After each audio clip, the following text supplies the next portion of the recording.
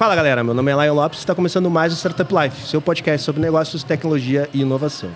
A gente está aqui em mais um episódio dentro da Gramado Summit, né, Cris? Verdade. Lion, eu quero te fazer uma pergunta. Nesses mais de 10 anos, não vamos dizer quantos, né? Tá. Que a gente se conhece. Tu sabe por que eu fiz jornalismo? Eu sei, porque tu adora futebol.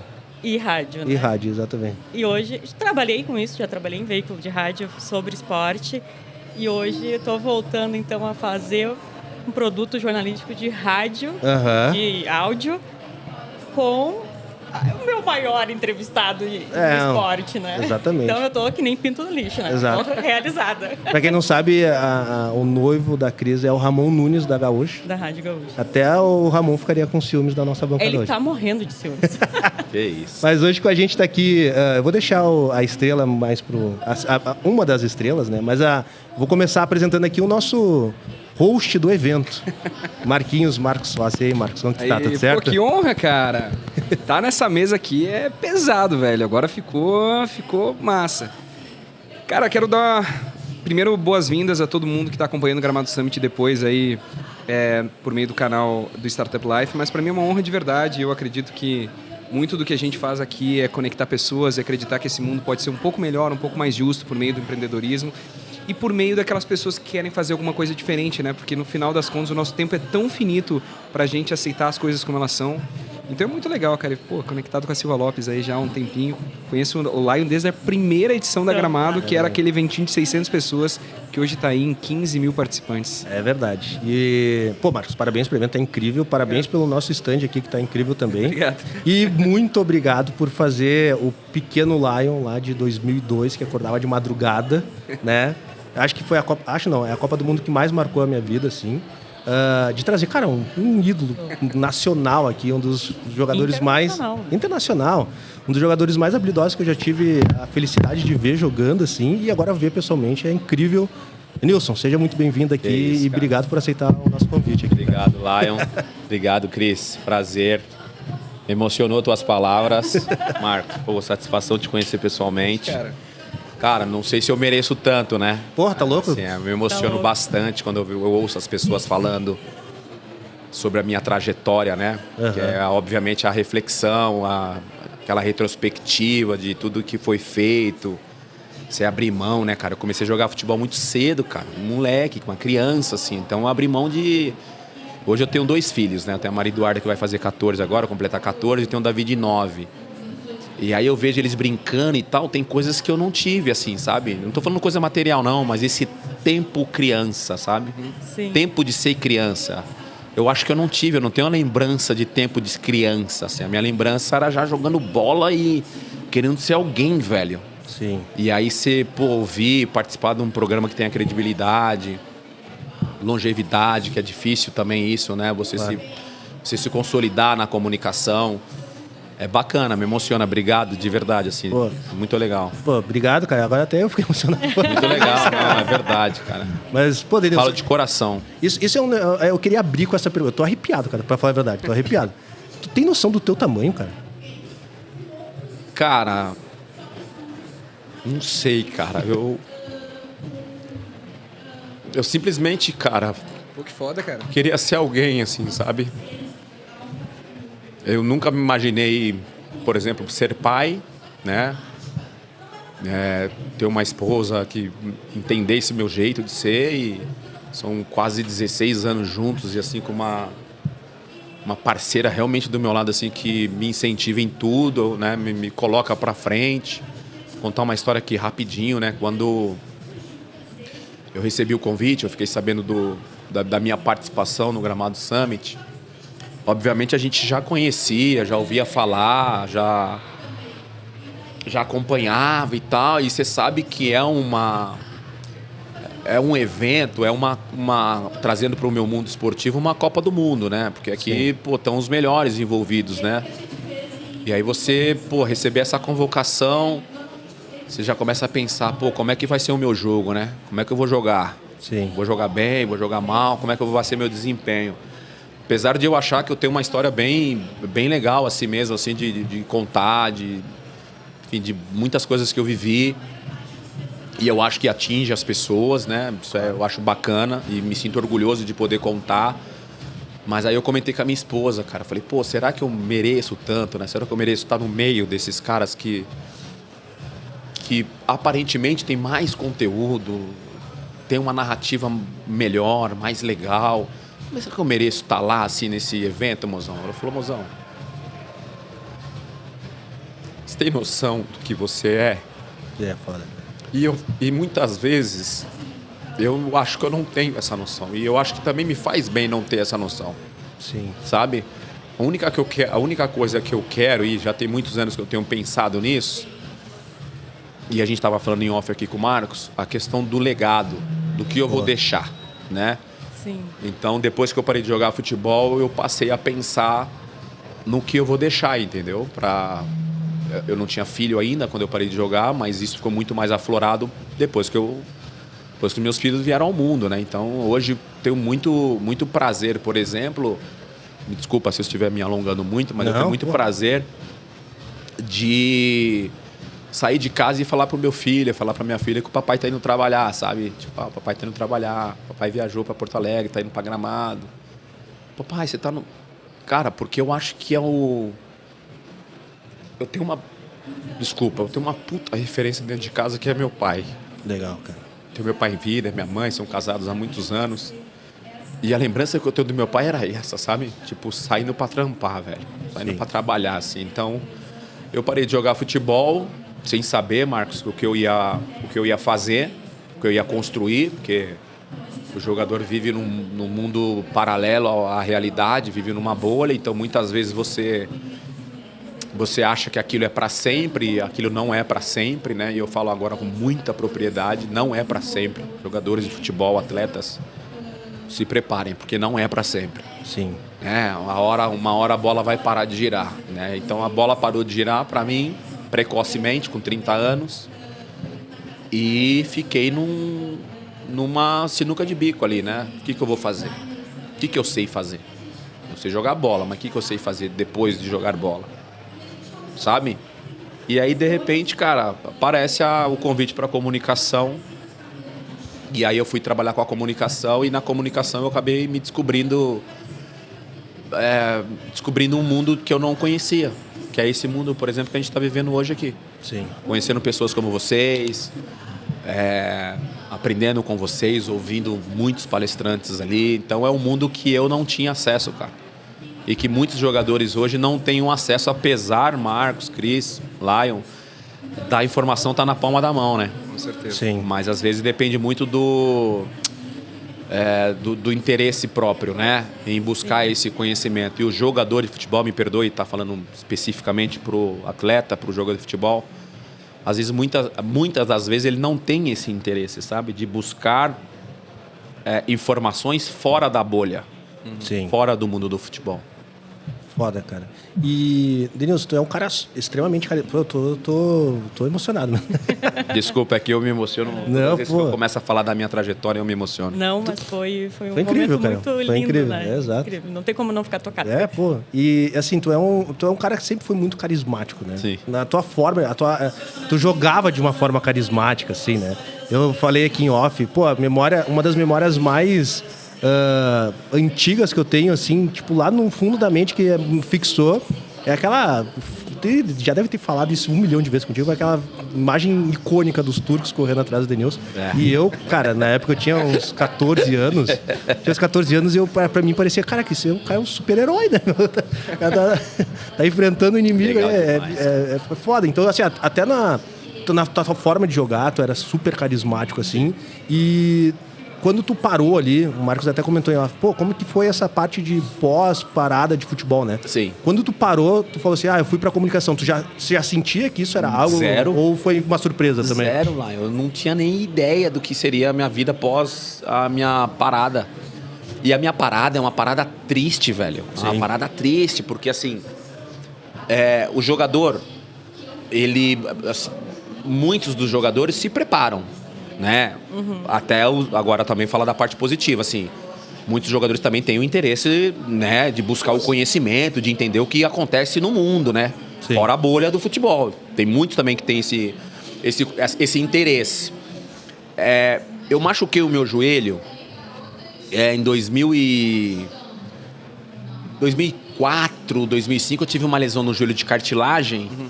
E naquela ocasião o médico falou, puta, você tem uma lesão, cara, bem delicada.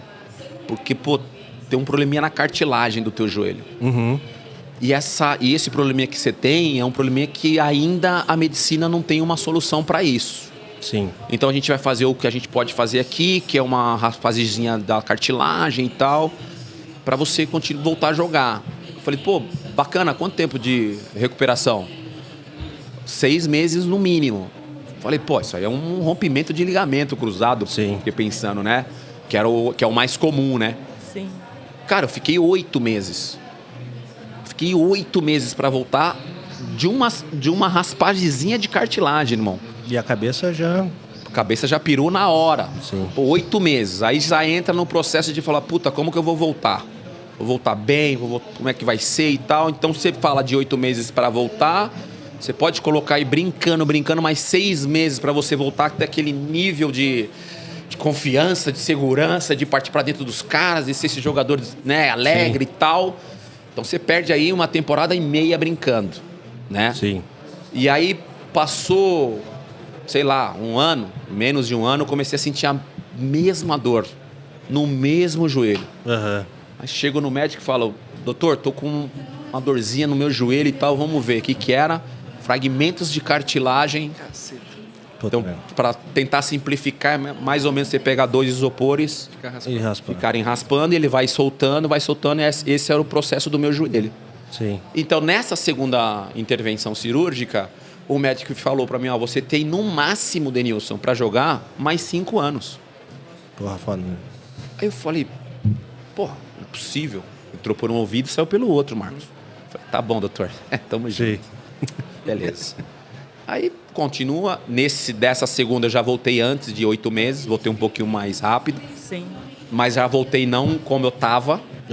Porque uma outra coisa que o médico tinha falado, e eu fui acreditando, na verdade, quando eu comecei a sentir os sintomas, que ele falou pra mim assim, hoje eu dou risada, ele falou pra mim assim, você vai ter que mudar um pouco o teu jeito de jogar.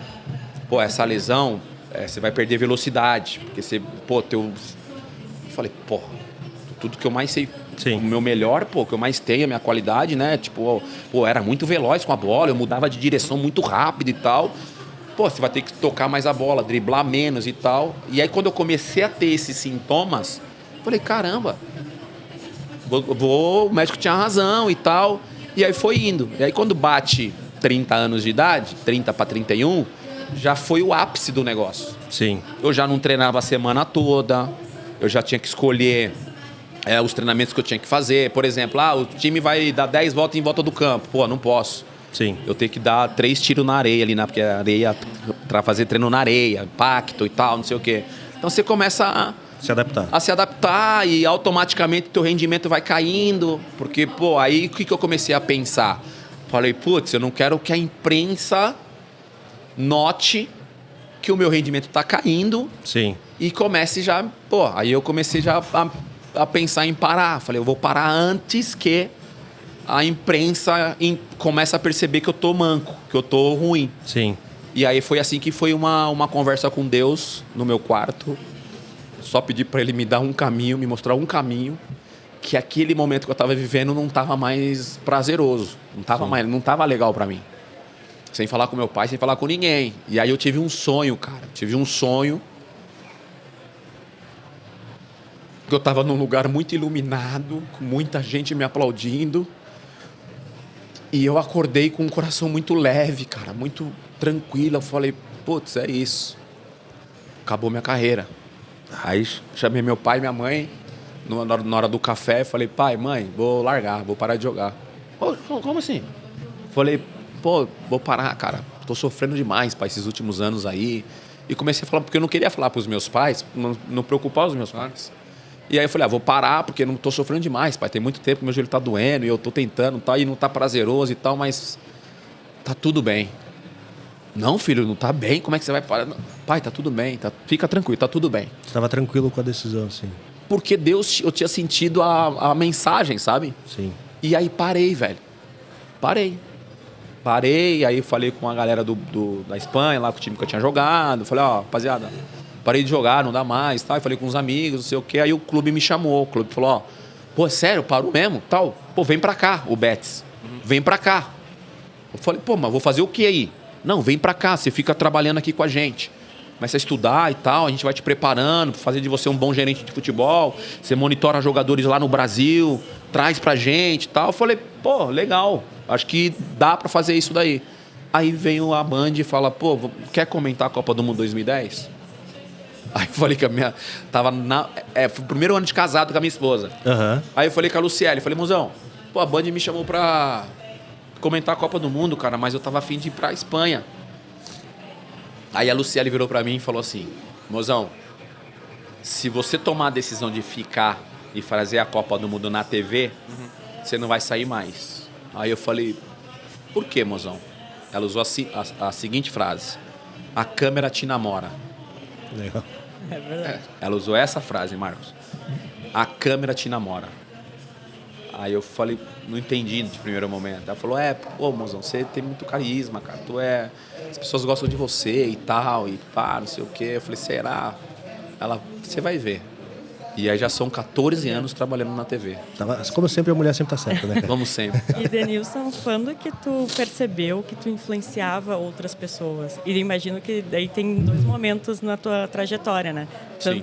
Tanto como jogador, porque tu foi exemplo para muitos meninos, muitas meninas que tinham sonho de virar jogador, de mudar a sua vida, como tu fez. E também como comunicador. Cara, eu percebi... E a responsabilidade disso. Né? Isso ficou mais aflorado em mim. Eu sempre tive uma conduta tranquila, né? Eu sempre tive muito aflorado em mim os valores que os meus pais me ensinaram dentro de casa. Então, eu sempre fui um cara muito respeitador com as pessoas. Eu sempre tentei ser a pessoa bacana com todo mundo. E isso nunca causou um problema para mim, a questão de ser o exemplo. Apesar de, naquele momento, não achar que eu era exemplo, né? Mas a questão do exemplo ficou mais aflorada em mim depois que eu parei, depois que minha filha começou a ter um entendimento de quem eu era, do que eu representava para a sociedade no modo geral. Vou te dar um exemplo claríssimo, assim. Eu era um cara de contar muitas histórias engraçadas, né? Desde uma balada, desde uma festa, desde fiquei com uma mulher assim e tal, não sei o quê. Quando eu comecei a perceber que a minha filha estava tendo discernimento do que o pai era, do que o pai representava, eu falei, poxa, tem assuntos que já não cabem mais. Sim. Tem histórias que eu contava lá no passado que eram engraçadas, mas para aquele momento que a sociedade vivia, que hoje já não são mais engraçadas. Não é legal mais contar. Mas a minha filha me despertou isso, sem ela saber, obviamente. Se ela ouvir isso, ela vai saber agora. Mas a minha filha despertou isso em mim. Espera aí, Denilson. Tem coisa que já não cabe mais. Sim. Tem coisa que já não... Para esse momento não cabe. Então você vai amadurecendo e vai... Continua a mesma pessoa, tá? Só que tem coisas que não preciso mais contar. Porque eu não quero que a minha filha olhe para o pai com um olhar diferente. Vou te dar um outro exemplo. Esse exemplo já é recente. Não vou citar o nome aqui para não ser antiético. Um jogador de futebol na atividade. Saiu uma notícia dele, enfim, alguma notícia que saiu dele. Eu estava dentro do carro, eu, minha filha e o meu filho. Eu tinha ido buscar eles na escola.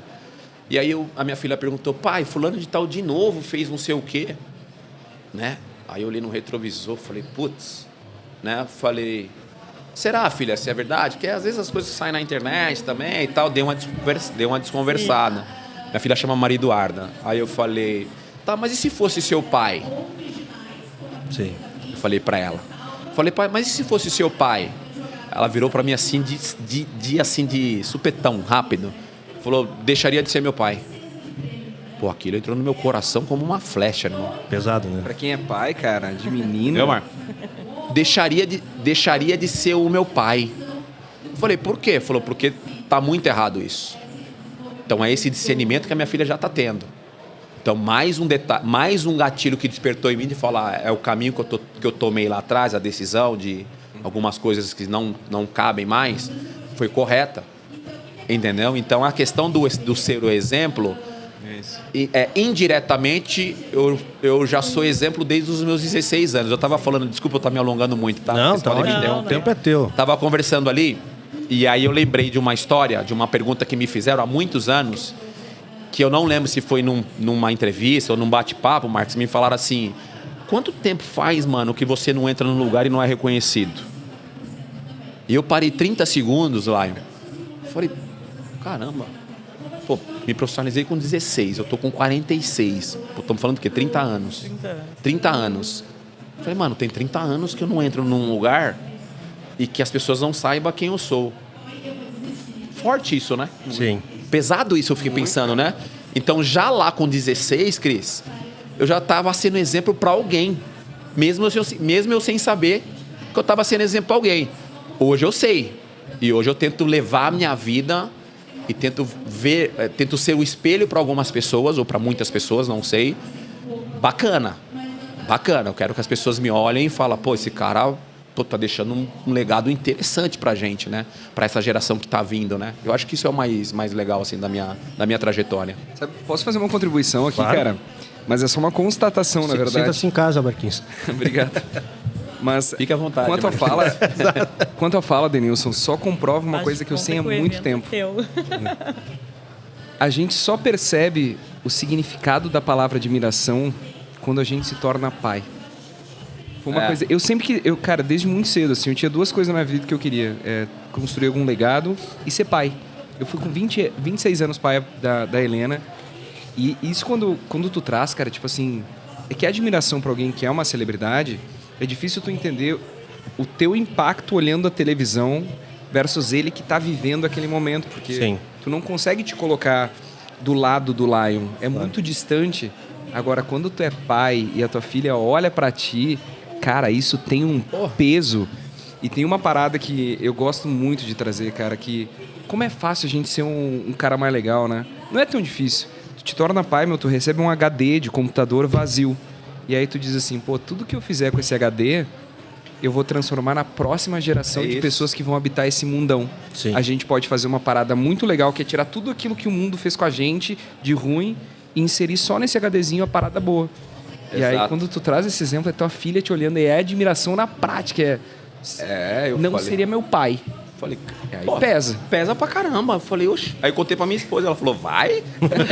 Vai, mozão, vai, tá vendo? Aí eu brinco, né? Falei, pô, eu tinha só você pra às vezes ficar me ligando, pegando no meu pé, não sei, agora tá a Maria Eduarda. Eu viajo, eu saio de São Paulo, a Maria Eduarda é a primeira a me ligar. E aí, pai? Tudo bem, pai? Tá onde, pai? Tá não sei o quê. Tua mãe não me ligou ainda, filha. Desse jeito, assim, eu tenho um relacionamento com... assim, é legal isso, porque assim, quando eu troco ideia, assim, por exemplo, eu não me acho palestrante, sabe? Uhum. Eu subo, conto a minha história e tal, uma história real, mas eu não me sinto um palestrante, assim. Mas eu gosto de ter um privilégio, né, de poder contar a minha história e dividir a minha trajetória, assim. E é importante falar no mundo de hoje, muito na linha do que o Marcos está falando, dessa questão familiar e de admiração e tal, essa admiração acontecer primeiro dentro da sua casa, sabe? Então, eu falei aqui em algum momento do meu pai, obviamente eu incluo a minha mãe também, porra, minha mãe foi uma guerreira durante muito tempo, assim, minha mãe trabalhou de empregada doméstica, cara, muito tempo, assim, e um primeiro prazer que eu tive, que o futebol me proporcionou, foi chegar no meu pai e na minha mãe e falar assim, deu, já era. Parou, pai, não precisa trabalhar mais não, mãe, não vai trabalhar na casa dos outros aí também, acabou, sabe? Aí hoje eu tenho, duas funcionárias, e uma das minhas funcionárias, por exemplo, tem o Pedro, que é o filho, moleque. E aí o moleque vai em casa e eu falo, videogame tá ali, a bike tá ali, não sei o quê, por quê? Porque quando eu ia com a minha mãe na casa que ela trabalhava, era sentar num sofá, ficar quietinho. Filho, não mexe em nada, pelo amor de Deus. Sim. E eu sentava no sofá e ficava o dia inteiro, irmão, olhando a televisão. Sabe assim? Então, hoje, quando eu vejo o Pedro, que é o filho da minha funcionária da Josi, em casa, eu falo, filho, pinto no lixo, hein? Sabe? Então, assim, eu tive o prazer de proporcionar. E hoje, já são quase 14 sem jogar, 15 sem jogar futebol. Então, tudo que eu construí como atleta, tudo que eu estou construindo, ainda estou em construção ainda, nessa nova função, enfim, comunicador e tudo mais, Eu tenho, muito orgulho, perdão a palavra, mas eu tenho muito orgulho de hoje eu ter meus pais em vida e cuidar deles, sabe? Sim. Hoje meu pai e minha mãe, eu falo para eles, cara, não se preocupe em nada, vai só molha as plantas, sabe? Que isso é o valor que eles me ensinaram e eu sempre falo para eles, enquanto eu puder fazer por eles, eu vou fazer até a hora que der para fazer. E eu faço por eles, faço pelo meu irmão, faço pela minha irmã. Pô, mas você não tem a obrigação de fazer pelo teu irmão, pela tua irmã. Mas são aqueles valores que meus pais plantaram lá atrás. E que as filhas vão fazer no futuro. E aí eu falo, o que eu tô tentando passar dentro desse mundo louco que vivemos, comunicação, toda a informação vindo rápido demais, eu tô tentando colocar dentro do meu lar, da minha casa, com meu filho e minha esposa. A gente tem uma virtude que temos, e Deus foi generoso comigo nesse sentido, que colocou uma companheira do meu lado, que ela vem também com as mesmas origens, assim, sabe? Do perrengue. Sim. Então a gente tem a mesma linha de educação, assim. Então não é uma mulher que eu conheci já, bem de vida. Não, ela veio também da raiz. Construiu juntos. Sim. Então fica fácil, não é fácil. Pai, todo mundo busca pai, fácil não é, você educar, mas ajuda. Sim. Os dois estarem alinhados com a educação, assim. Então, os valores que eu estou tentando pregar junto com a minha esposa, com os meus filhos, são aqueles que tanto eu quanto ela aprendemos lá na nossa infância com os nossos pais. Então, essa admiração que o Marcos fala, ela tem que ter, você precisa ter primeiro dentro da tua casa. Sim. Quando você consegue ter essa admiração dentro da tua casa, você vai olhar para alguma celebridade, para algum atleta, para algum jogador, vai ter essa admiração. Mas é só essa admiração, porque às vezes você pode se decepcionar. Sim. O Marcos poderia ter me conhecido hoje pessoalmente e podia ter falado, putz, né? Ou a Cris, ou até mesmo você lá, putz, eu tinha uma imagem do Denilson, puta, que decepção. Como eu já tive. Sim. Eu também já admirei gente e admiro gente. Sim. Mas já encontrei com gente. Putz, caramba, achei que era... E você perde esse encanto, entendeu? Então eu não quero, de verdade, que as pessoas percam esse encanto com o que eu construí, sabe? Então eu tento fazer de tudo para que a pessoa, quando tenha 5 segundos, 10 segundos comigo, que eles não esqueçam desses 10 nem 5 segundos que estiveram comigo, que é essa foto, sabe? Sim. Dena, podemos tirar foto? Claro, pronto. É demais. Estou te falando de 5 segundos, então esses 5 segundos pode ficar eternizado na cabeça da pessoa. Pô. E com certeza, Denilson, tu também não faz só tanto como tu contou pela tua família, como por todo mundo que te acompanha, né? E eu acho que isso é uma coisa também que tu não consegue dimensionar como com o teu trabalho, seja no futebol, seja na comunicação, tu consegue atingir as pessoas e fazer bem para elas. Assim, o Lion falou que tem uma memória muito afetiva da Copa de 2002. Eu também tenho uma muito afetiva também. A gente recém tinha perdido a minha avó materna.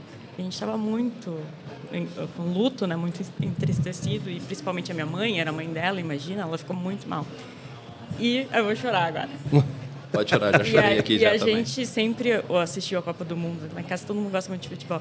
E foi com a Copa de 2002 que a gente conseguiu se reerguer, assim. Foi aquela alegria que a gente via em campo, que principalmente a minha mãe voltou a sorrir, sabe? Sim. Então, obrigada. É um relato, Cris. É um relato. É esse tipo de coisa que faz valer a pena. Ouvir esse tipo de coisa que faz valer a pena. Por quê? Volto a falar aqui e ser um pouco repetitivo. Eu vivi numa bolha durante muitos anos, que é essa bolha do futebol.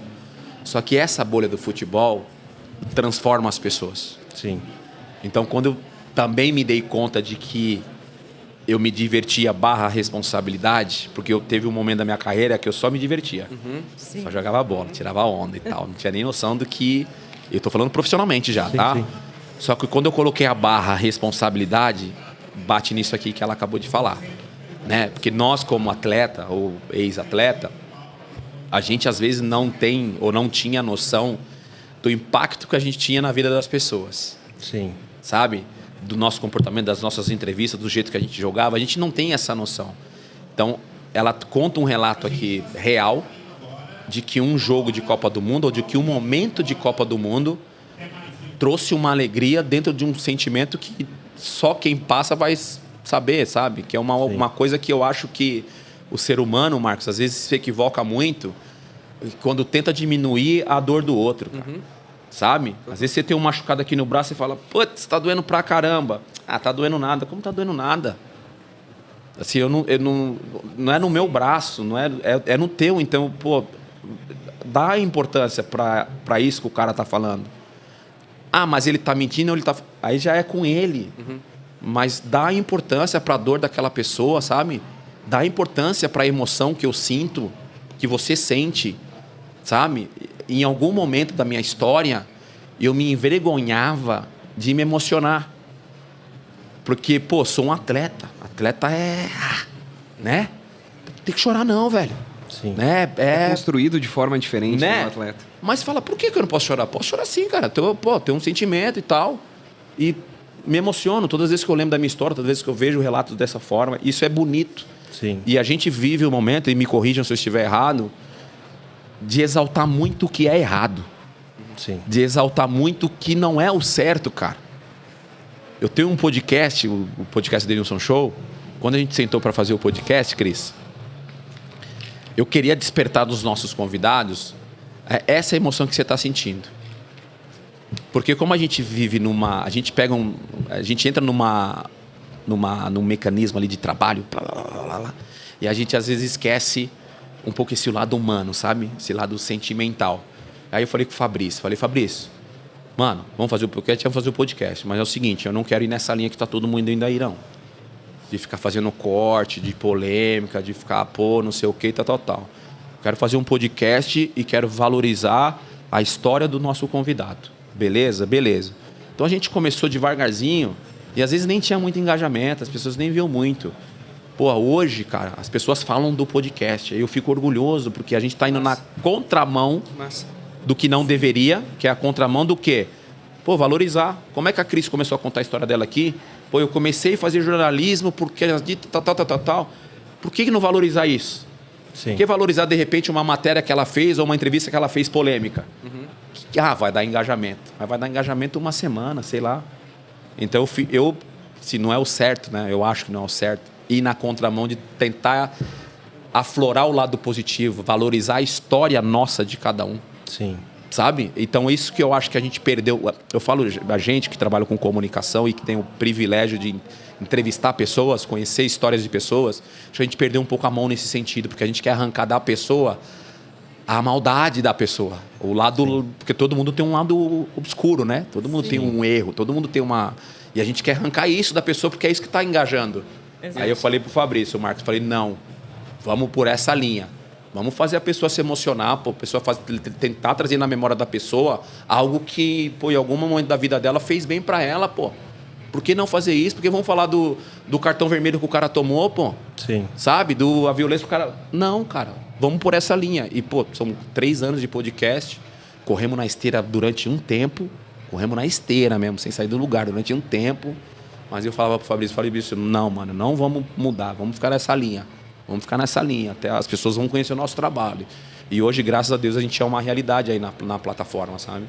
Denilson, eu acho que pra gente te liberar aqui, que tá com a agenda bem a corrida, né? E o Marquinhos também, que tem que dar atenção no evento. Tô falando demais, né, mano? Não. Nossa. Por nós, a gente ficava o resto do dia. Antes de tu fazer a tua pergunta, só queria dizer uma coisa, cara. Pra mim é um prazer gigantesco. Porque eu sou o cara mais sortudo do mundo que consigo vivenciar isso aqui. Sim. Só que eu não tenho oportunidade de ouvir as pessoas que estão ali no palco, cara. Então, quando eu me coloco como espectador, eu tô ouvindo um pouquinho daquilo que a gente proporciona pros outros caras. É lindo, é lindo. É isso? Fala, pergunta. Não. O que eu queria, primeiro, antes de nada, assim, cara, te agradecer muito mesmo. Pô, imagina. Obrigado, cara. Acho que a gente... tu demonstra muito como é a mentalidade de campeão, assim. Que isso é incrível, assim, cara. Então, eu sempre tive a visão do Denilson do cara carismático, extrovertido, e tu me mostrou aqui uma faceta incrível, cara. Eu sou muito teu fã. E, sem dúvida nenhuma, tu tá conseguindo fazer esse momento aqui ser muito memorável na minha vida, assim. Então, aquilo que tu falou... Que bom, cara. Cara, quero marcar ali, é muito legal. E, ao longo da vida, assim, a gente vai trabalhando e vai sendo tão sobrecarregado, assim. O Marquinhos também deve ter esses momentos, assim. E tu tava falando aqui, eu pensei, caralho, velho... como que chegou, o que eu tive que fazer ao longo da vida para chegar no momento de estar sentado na frente do Denilson conversando com ele, assim. Quero agradecer muito, Marcos. É isso, cara. Tu é foda também. Essa colocação, ela é interessante porque eu vou contar mais uma história, não vou dar nome também para não ser antiético, assim, mas uma história que me marcou muito e essa história foi recente. Obviamente eu já vinha fazendo isso, aplicando isso na minha vida, que é esse equilíbrio de trabalho e família, trabalho e lazer. Eu fui equilibrando isso, mas isso ficou mais aflorado depois de eu ter conversado com um cara que foi importante na minha trajetória como comunicador, né? Ele está passando por um momento agora difícil, ele não vai ficar chateado de eu falar, mas é o Milton Neves. Sim. Que é cara, acho que é um ícone aí da... É um gênio, cara. É um gênio da comunicação. O cara é um fenômeno. E eu entrevistei ele no podcast, né? Eu comecei a minha caminhada na comunicação com ele. Ele foi o cara que ele teve um olhar comigo diferente de qualquer outra pessoa, né? Porque quando eu ia como atleta no programa dele, ele já explorava coisas minhas que nem eu mesmo sabia, né? Que era chamar uma matéria, que era, chama lá a próxima matéria que vai rodar. E eu jogando bola, eu tava ali de convidado. Aí eu, simpático, carismático e tal, extrovertido, não sei o quê, ia lá e falava do meu jeito e tal. Sim. E isso há muitos anos. Aí, enfim, o mundo girou, minha carreira terminou e, coincidência, caí dentro da Band com o Milton e tal. Programa porque meu carro-chefe foi o Band Mania, que era eu, o Milton como âncora, o Emerson, que jogou no Grêmio Volante, o Puma, né? E o Vampeta. Eram nós três como ex-jogadores e o Milton Neves como âncora e tal. E aí fizemos ali o 2010 a Copa e tal. E o Milton Neves sempre, cara, jogando as coisas pra mim, assim, sabe? Tipo, Dena, fala não sei o quê, faz isso, faz aquilo. E aí acabou o processo Copa, o programa continuou só eu e o Milton. E aí eu chegava para fazer o programa, o Milton falava assim, começava, boa noite, não sei o quê, Denilson, chama a próxima matéria. Aí eu olhava pro TP para chamar a próxima matéria, o TP rodava, e eu só conseguia ler até o TP rodar. A hora que o TP rodava, eu já me perdia. Não tinha prática nenhuma. Sim. Aí eu... quinto programa, mesma coisa. Aí no sexto programa, eu cheguei antes. Eu chego antes, vou lá na moça e falo assim, mostra pra mim o que tem no TP hoje aí. Ela, por quê? Eu falei, não, moça, deixa eu ler aí. Aí, fui lendo. Li o programa todo ali, todas as matérias que tinham TP, eu li tudo. Falei, esse filho da mãe, a hora que ele falou assim, Denilson, chama a próxima matéria. Vai botar na ponta dos cascos. E não falei nada pra ele, fiquei na minha. E aí, Denilson, chama a próxima matéria. O Fernandinho preparou aí uma matéria com São Paulo, vamos ver as novidades do São Paulo Futebol Clube. Na hora ele já... Aí, o que eu quero dizer com isso? Eu acho que ele já sabia, pela experiência, de que eu estava iniciando, que eu estava indo no caminho certo, que só faltava aflorar isso em mim. Sim. Só faltava eu ter coragem, interesse. Então ele foi muito importante no que eu sou hoje como comunicador, eu devo muito ao Milton Neves. Então quando eu entrevistei o Milton Neves no podcast, ele tá num momento muito difícil, um momento muito de depressão, ele perdeu a Lenice, que é a esposa dele, por câncer, ela sofreu durante 3 anos com essa doença terrível e tal.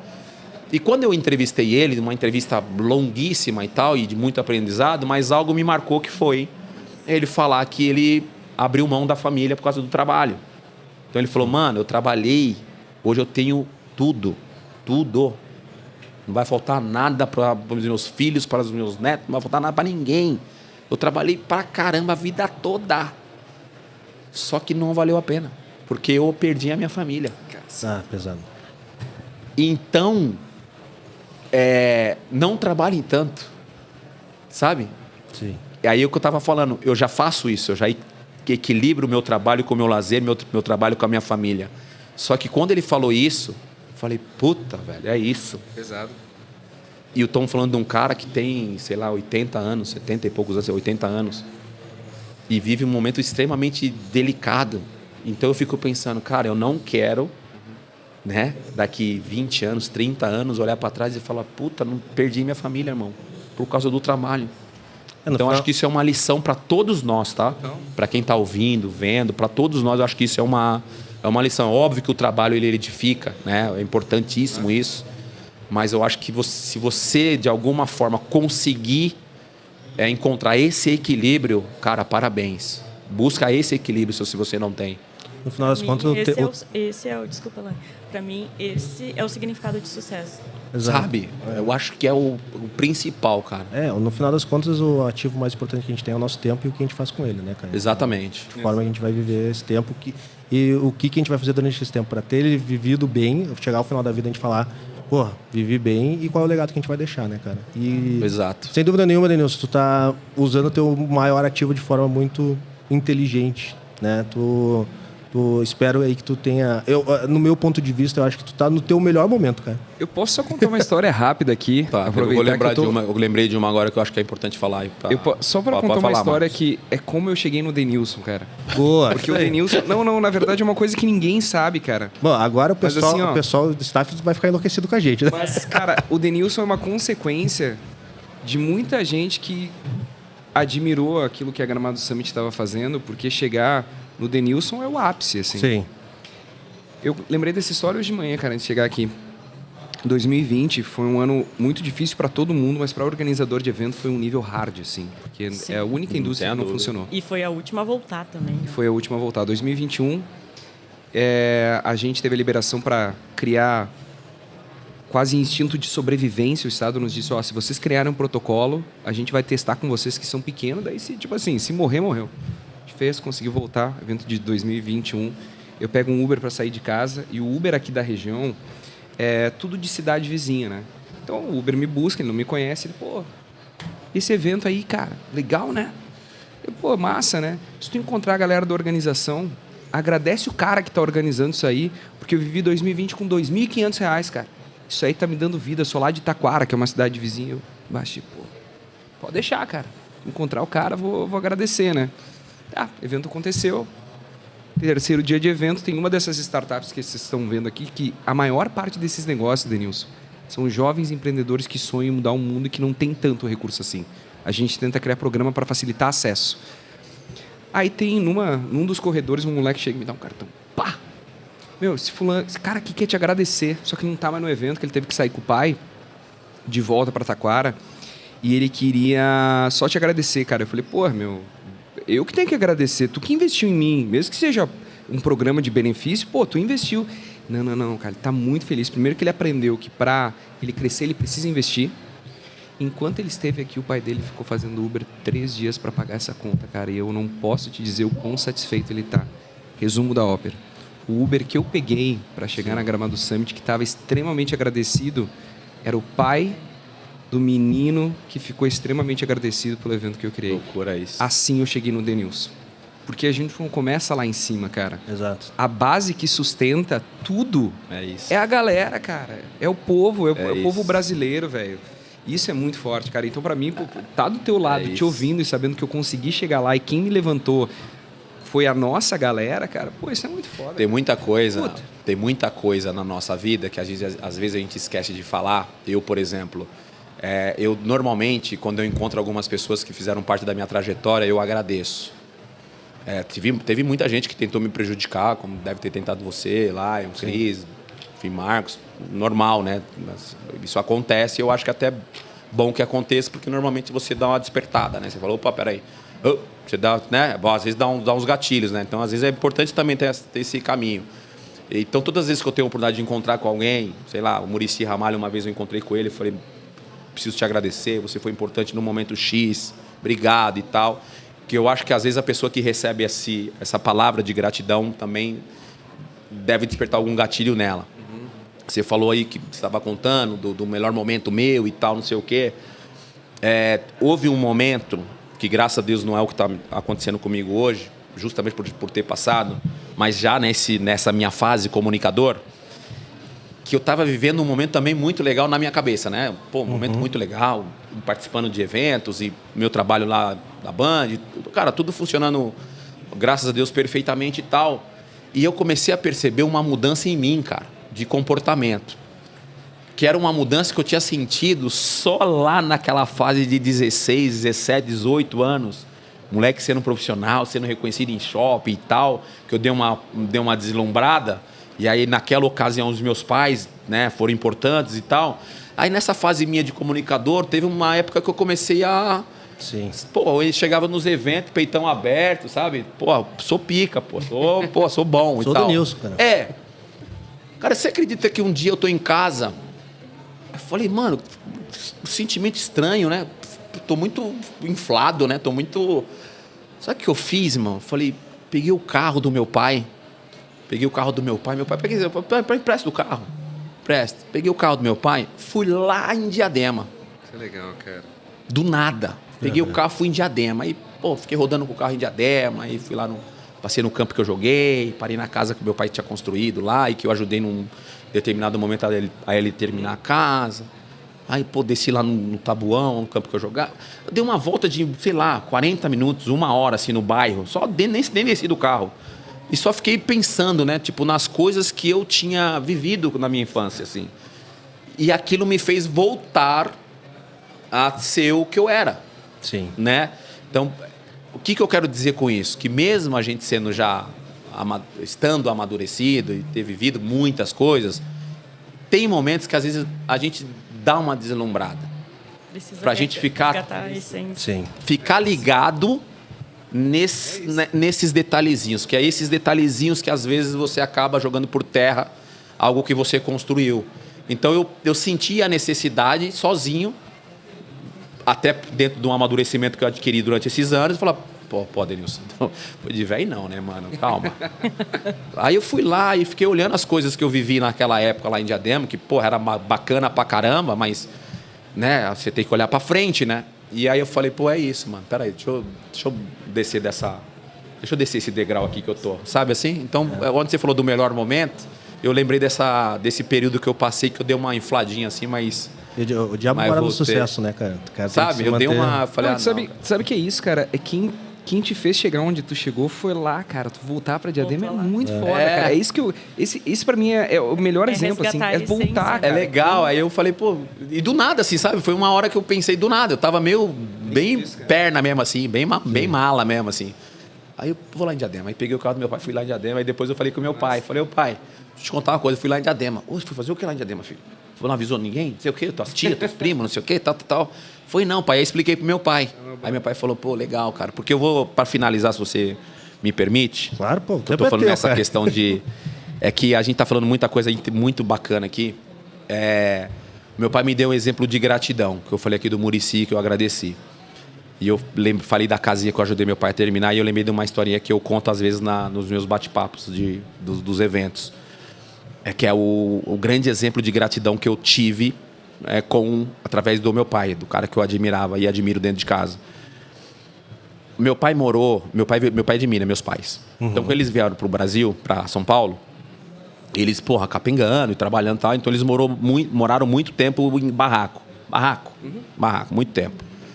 E uma dessas chuvas, em algum momento dessas chuvas, levaram o barraco do meu pai embora, as coisas que meu pai tinha conquistado e tal. O meu irmão tem essa lembrança. Meu irmão é 5 anos mais velho do que eu. Meu irmão tem essa lembrança. Eu não tenho essa lembrança.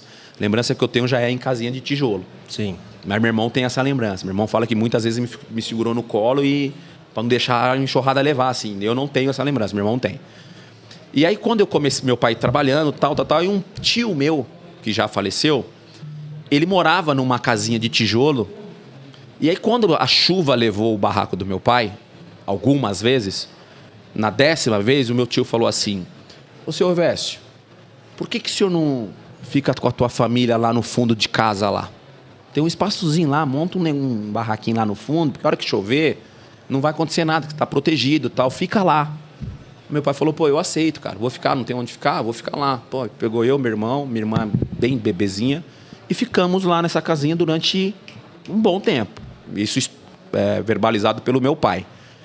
E isso me emocionou bastante. Aí ele falou assim, quando eu tiver condição de comprar um terreno, tal, alugar, vai construir, aí eu saio daqui. E foi o que aconteceu. Meu pai ralou, comprou um terreninho e começou a construir a casa. E aí eu cresci, me tornei o que eu me tornei. O primeiro dinheiro que eu ganhei, eu dava para o meu pai terminando essa casa. Então, quando meu pai termina a casa, a gente mora durante um tempo, E aí eu estouro. Viro o Denilson um jogador e jogador com dinheiro. E eu vou e compro uma casa top pro meu pai e pra minha mãe. Que é a fase lá de parar de trabalhar e tal. Compro uma casa top. Aí eu viro pro meu pai e falo assim, pra finalizar. Pai, casinha... Aí eu comprei umas casinhas em Diadema para aluguel e tal. E falei, pai, aquela nossa casa, que era uma casinha legal, né? Porque o futebol me ajudou o meu pai a aumentar um pouco a casa, assim. Então, no bairro era uma casinha legal. Sim. Falei, pai, casinha lá de Diadema, aluga. É um dinheirinho. Sim. Né? A gente já tem uma ali, aqui tal, se aluga um dinheirinho com a aposentadoria do senhor, com o que eu já tô te ajudando, pô, vai ficar tranquilaço. Ele vira para mim e fala assim, não, filho, aquela casa ela vai ficar pro seu tio Agostinho. Eu falei, vai ficar pro tio Agostinho pra quê? Sim. Eu era um bebê, eu era uma criança. Sim. Não lembrava. Vai ficar pro tio Agostinho pra quê? Ele falou, não, filho, porque o tio Agostinho, na época, assim, assado, ele me ajudou. Então eu devo isso a ele. Sim. Então eu devo isso a ele. E aí o meu tio, junto com a minha tia, moraram nessa casa durante muitos anos, até eles virem a falecer. Então, esse é o maior exemplo de gratidão que o meu pai me ensinou. Então, todas as vezes que eu encontro as pessoas que me ajudaram, eu agradeço. Eu encontrei o Marcos ali e falei, pô, mano, obrigado, mano. Você me deu a oportunidade de estar numa Copa do Mundo, caramba. Isso aí pro meu currículo é ótimo, entendeu? Legal. Então, esse exemplo de gratidão que o meu pai me deu, me ensinou, para mim é o mais top de todos. Foda. Denilson, última finalização aqui, porque a conversa me fez lembrar de várias coisas, assim, né? O Marquinhos, é bom quando acontece isso, né? O Marquinhos me conhece há muito tempo, assim, eu conheço o Marquinhos também, as histórias cruzaram de um jeito interessante, porque... Cara, eu não parei de chorar, velho. Pô, que puta exemplo, velho. Mas não é legal essa história do meu pai? Essa história eu acho o máximo, cara. A gente sempre usa a Gramado Summit de comemorar o aniversário do escritório, né? O aniversário de 10 anos do escritório foi há 2 anos atrás. A gente fez a festa de comemoração aqui na Gramado, no mesmo local onde a Gramado fez a primeira edição, assim, né? E daí aquilo ali, o Marquinhos falou, pô, tu lembra que foi aqui? Caralho, cara, acho que foi muito marcante, assim. E daí, esse ano eu cheguei aqui, a gente tem um contrato renovado com a Gramado, cheguei aqui, pô, stand gigantesco, tudo mais, assim... e eu lembrei, assim, né, cara, a galera muitas vezes olha, assim, o sucesso que a gente está agora, sim, mas muitas vezes não lembra de onde surgiu, né? Eu tenho uma foto que eu sempre uso em todos os aniversários do escritório, eu mostro pra galera. O primeiro escritório que eu tive foi uma mesa alugada dentro de um escritório de um amigo meu. E daí tem uma foto quando chegou o primeiro estagiário, né, o primeiro funcionário a trabalhar, estagiário. Eu não tinha mesa para ele, a gente pegou 2 madeiras e pregou na mesa para ele ver se conseguia trabalhar com o computador. E daí essa foto, cara, sempre eu olho, eu tenho salvo ela até hoje no meu celular e eu falo assim, pô, hoje a gente tem, o Marcos conhece, tem um escritório enorme lá em Porto Alegre, né, o stand aqui muito legal, e eu lembro assim, cara, tu não pode esquecer de onde tu veio. É exato. Tu não pode deixar de ser aquela pessoa que batalhou, que buscou, que não é filho de advogado, que não herdou nada, meus pais também... Não é herdeiro, né? Não sou herdeiro. Exato. Meu pai foi engraxate, minha mãe caixa de farmácia, então essas coisas é importante pra gente lembrar, assim, de onde a gente veio, assim, e acho que tu tem isso muito claro pra ti. Né? E nesse momento que a gente vive, é importante a gente falar sobre isso, porque tem muito mais facilidade hoje do que na nossa época. Sim. Então, a gente que tem um pouco mais de idade, está trabalhando, estamos bem sucedidos, graças a Deus, a gente precisa falar dessa parte do trabalho, né? Desse início da conquista, né? Claro. Para ver se a gente consegue despertar nos mais jovens o desejo de também construir o seu, né? Sim. No seu herdeiro, né? E chega a ser engraçado eu falar dessa forma, porque, poxa, eu tenho 2 filhos. Só que eu quero que os meus filhos, obviamente, dê uma continuidade no que eu estou construindo para eles, mas que eles entendam que eu acho que é a missão mais difícil nossa, essa dificuldade de conquista. Sim. Que é o que eu acho que eu falo com a minha esposa, eu acho que vai ser a parada mais punk, mais difícil de botar na cabeça, porque, cara, eu falei muito aqui de bolha e tal. O lugar que eu moro em São Paulo também é uma bolha. Sim. Eu moro num lugar muito privilegiado, graças a Deus, com segurança e tudo mais, mas é tenso criar filho ali. É tenso. Então, sabe, daqui a pouquinho eu vou meter meu filho dentro do carro e falar, vamos ali onde o papai morou. Vamos voltar para Diadema para tu ver. Porque precisa ver o outro lado da moeda. Sim. Porque na cabeça dele é aquilo lá que ele tem. Legal é legal, eu vou proporcionar, vou. Mas, cara, é tenso, eu fico me preocupando às vezes, tipo, como é que eu vou falar, filho, é punk, hein, meu? Papai tá deixando uma parada legal, mas pra cuidar disso aí vai ser punk, hein? Não vai ser fácil. Até pra mostrar como o Brasil é, né, cara? Exato, cara, é muito difícil, cara. E essa experiência que eu tô tendo de às vezes viajar assim, contar minha história e tal, e também ouvir histórias e o caramba, é muito... Cara, é muito grande o que você ganha. Sim. Obviamente que uma mão de via dupla, né? Você aprende ouvindo e você também, eu acho que ensina. E o que eu estou vivendo ultimamente, assim, é bem legal, cara. Porque eu tenho metas a serem cumpridas. E eu estou indo pouco a pouco cumprindo essas metas. Eu nunca fui um cara de fazer planejamentos a longo prazo. Eu sempre fui fazendo metas mais curtas, mais palpáveis, assim, né? E graças a Deus tem dado muito certo, assim. Tem muita coisa para acontecer ainda aí para frente aí. Denilson, cara, mais uma vez, obrigado mesmo. Parabéns, cara. Demais. Vocês são foda. Marquinhos, muito obrigado. Parabéns pelo evento. Obrigado, Marquinhos. E falo com tranquilidade que esse, acho que foi... A gente já tem mais de 180 episódios e esse foi o episódio que eu mais gostei de gravar. Legal. E isso que o ano passado o Marquinhos me deu a oportunidade de gravar com outro ídolo que eu tinha, que foi o Larry Pasto, o técnico, o treinador do Guga também. E, cara... Puta, E falamos pouco de futebol, hein? Exato, cara. Que é isso que é o detalhe. Exato. Pô, parabéns Falamos mesmo. pouco de futebol. Parabéns pela jornada, cara. Incrível. Obrigado. Espero que esse podcast se espalhe muito, esse episódio aí, pra galera conseguir aprender também o tanto quanto a gente aprendeu aqui agora. Assim. Obrigado. Mais uma vez, parabéns e, cara, muito obrigado aí. Aproveita o resto do evento Bora. aí.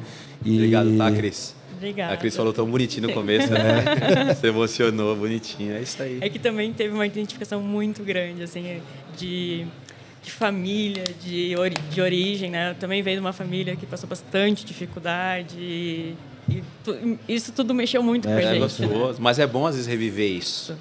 Porque a gente está nessa função de trabalhar, né? A gente reviver um pouquinho do que a gente entra construiu. no automático, né? É bom viver, é gostoso. Eu acho que valoriza ainda mais o nosso esforço, sabe? Nós mesmos recuperar, às vezes, em alguns momentos, o que a gente fez. Pô, foi difícil. Você está falando do escritório pequenininho, ele tem ido viajar para trazer a ideia, não sei o quê. É gostoso, às vezes, lembrar isso. Inclusive, essa questão que eu comecei falando no início, que o meu sonho era fazer jornalismo, porque eu gostava de futebol, gostava de rádio. E agora, assim, tá falando contigo, né? E passou um filme, assim, de toda a dificuldade que a gente teve ao longo dos meus pais tiveram para, como eu disse, vieram de uma família muito humilde, tiveram que trabalhar muito. Uma coisa que eles sempre colocaram na frente foi: nossos filhos vão fazer faculdade. Foi uma luta terrível para conseguir pagar e chegar nesse momento. É muito legal. Vou chorar de novo. Não, mas é muito legal. Volto a falar sendo redundante, repetitivo. Aflorar isso de vez em quando é bom, porque nos dá um gás. É verdade. Sabe? Não dá um gás de falar, pô, tá certo pra caramba o que eu tô fazendo. Tô indo bem pra caramba, sabe? Então, às vezes é bom você resgatar, não ficar só no automático. Exato. De entregar, porque às vezes você acaba esquecendo algumas coisas e aí quando você se dá conta já é tarde. Então, de vez em quando é bom deitar a cabeça no travesseiro e tentar resgatar coisas que a gente fez pra ser o que a gente é hoje, assim, né? Achei muito legal isso. Muito bom. Pô, obrigado mais uma vez, pessoal. Né, galera aqui assistindo, acho que quem tiver aí na plateia, uma salva de palmas pro Denilson, salva de palmas pro Marquinhos. Obrigado. Demais. E agora eu vou tentar recuperar as emoções aqui e a gente se vê daqui a pouco nos próximos episódios, pessoal. Valeu, tchau. Gente.